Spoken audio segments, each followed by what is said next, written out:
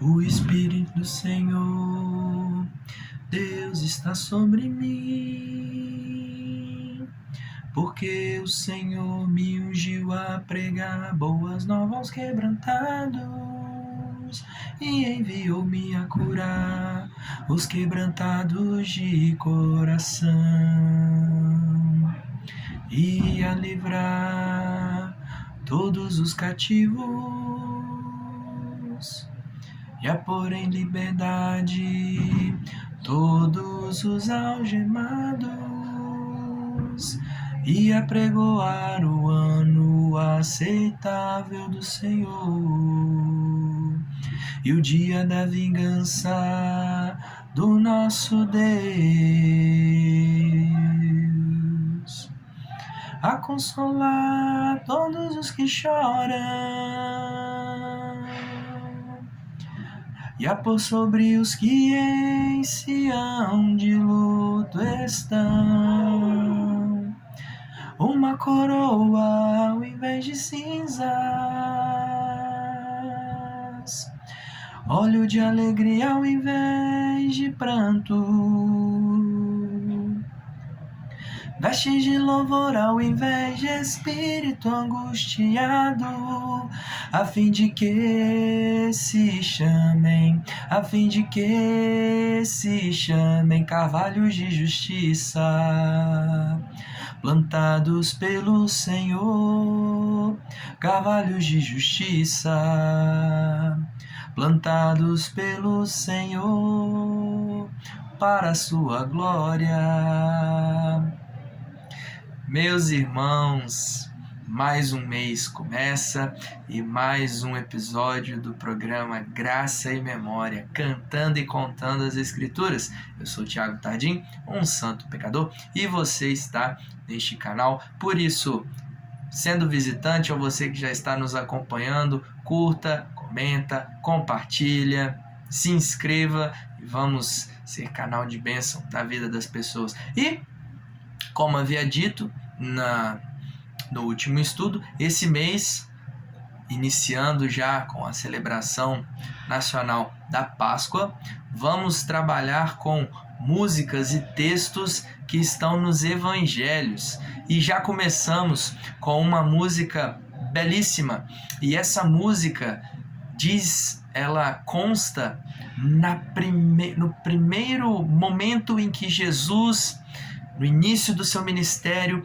depois de ter sido batizado pelo Espírito Santo, depois de ter ficado 40 dias no deserto, sendo tentado e prevalecendo sobre as artimanhas de Satanás, ele então, indo para a sinagoga, ler essa passagem de Isaías.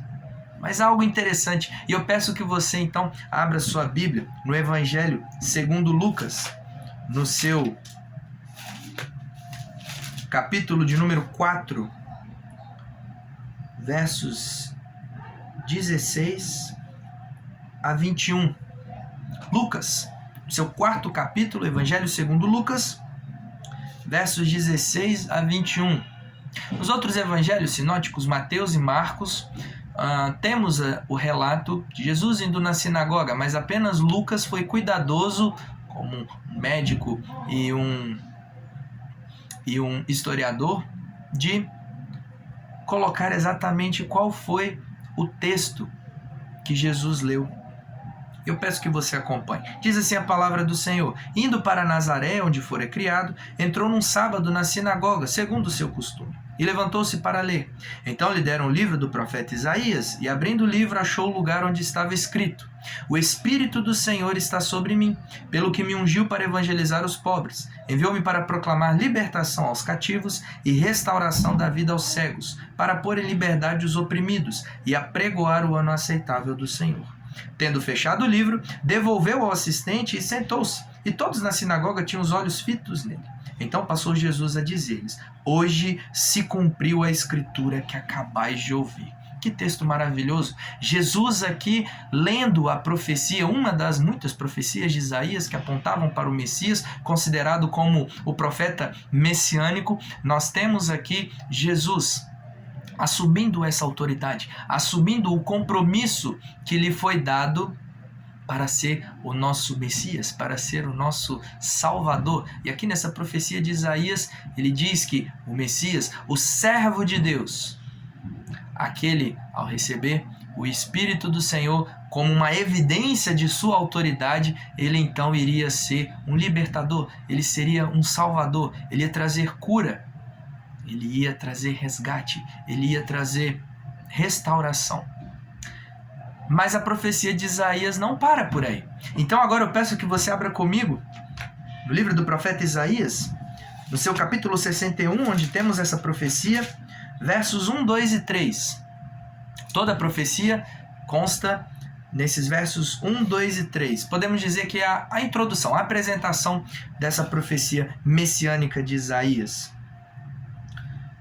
Diz o seguinte: o Espírito do Senhor Deus está sobre mim, porque o Senhor me ungiu para pregar boas novas aos quebrantados, enviou-me a curar os quebrantados de coração, a proclamar libertação aos cativos e a pôr em liberdade os algemados, a apregoar o ano aceitável do Senhor. Aqui Jesus para de ler, mas ela continua, verso B do segundo versículo. E o dia da vingança do nosso Deus, a consolar todos os que choram e a pôr sobre os que Sião estão de luto, uma coroa em vez de cinzas, óleo de alegria em vez de pranto, veste de louvor em vez de espírito angustiado, a fim de que se chamem carvalhos de justiça, plantados pelo Senhor para a sua glória. Jesus então teria se esquecido da segunda parte da introdução dessa profecia? De maneira nenhuma, meus irmãos. A questão aqui é o seguinte: precisamos de um parênteses para entender como que funcionavam as profecias em Israel. As profecias em Israel, elas poderiam falar de coisas que estavam acontecendo ou que estariam prestes a acontecer, mas ao mesmo tempo a mesma profecia estaria apontando para a vinda do Messias e ao mesmo tempo a profecia poderia estar apontando para a consumação. Jesus aqui, de maneira muito pedagógica, ele está mostrando que a profecia de Isaías, ela vai se dividir na história da redenção em dois momentos. Num primeiro momento, com o ministério terreno de Jesus, aquele ministério para trazer o reino, e ao trazer o reino, a salvação, a libertação, a redenção, a paz e paz com Deus, tanto para Israel quanto para os gentios também. Chegou salvação para todos. Já a segunda parte da introdução da profecia de Isaías apontaria para um segundo momento, para o momento da volta do Messias, onde nós teremos o juízo, e ao ter o juízo, nós então teremos o dia da vingança de Deus, onde aqueles que não estão em Cristo Jesus, aqueles que desprezam Cristo Jesus, aqueles que não creram e que não creem que Jesus é Senhor e Salvador, esses então serão alvos da ira, serão alvos dessa vingança. Já aqueles que crerem em Cristo Jesus e que foram alcançados por essa maravilhosa graça, que foram cobertos pelo sangue do Cordeiro Pascal, que estaremos celebrando este final de semana, mas devemos celebrar todos os dias, esses então serão carvalhos de justiça. Então o que Jesus quis dizer foi que neste primeiro momento ele viria como o Salvador, mas haveria um outro momento para completar a introdução dessa profecia de Isaías, onde ele viria como Senhor, como juiz, em majestade e glória. E esse dia chegará.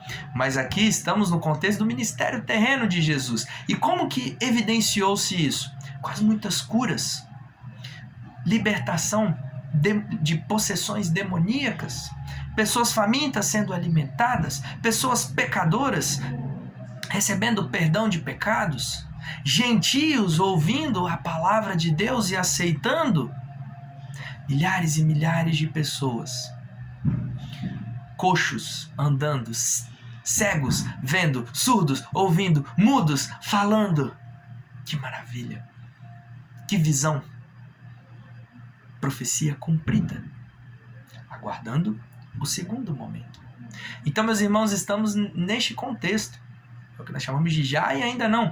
Já foi cumprido essa primeira parte da introdução da profecia de Isaías, mas ainda aguardamos a segunda parte. O ministério de Jesus, ele tem essas duas partes. No ministério terreno, nós temos aquilo que podemos dizer em uma palavra, a sua humilhação, onde ele se esvaziou. Paulo fala isso em Filipenses. E no mês passado cantamos uma música em Filipenses.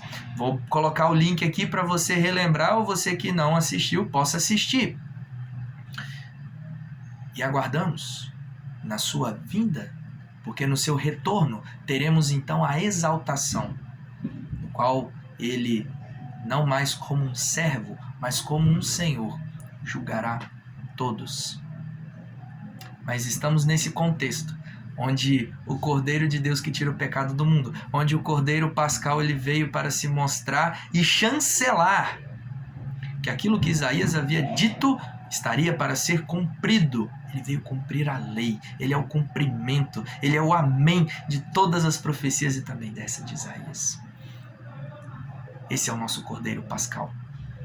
Que seja também na sua vida. Eu quero orar por você. Ó Deus, obrigado pela sua palavra. Obrigado porque não há contradição. O Antigo Testamento aponta para o Novo Testamento e o Novo Testamento esclarece o Antigo Testamento. A mesma verdade, Gênesis 3,15. Pois Cristo Jesus, o nosso Cordeiro Pascal, foi aquele descendente da mulher que esmagou a cabeça da serpente. Morreu sim, mas ressuscitou. E agora aguardamos o final do cumprimento dessa profecia, aguardamos a sua vinda. Até lá, que o Senhor nos ajude a proclamar, a testificar o teu Filho, o genuíno evangelho, a genuína salvação, aqueles que ainda estão cativos do pecado, aqueles que ainda estão aprisionados pelos seus desejos torpes.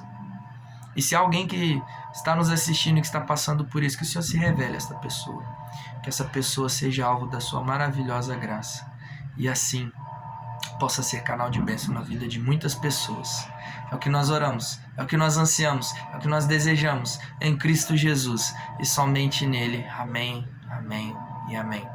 Que você tenha uma ótima semana, que você aproveite a Páscoa com a sua família, que você aproveite na sua igreja, que você aproveite para nas suas redes sociais, usando este canal, mas outros, poder testificar e proclamar o Cordeiro Pascal, que veio, que já cumpriu essa primeira parte, já trouxe salvação, libertação, paz, e que um dia voltará para nos tornar carvalhos de justiça plantados pelo Senhor para a sua glória. Amém?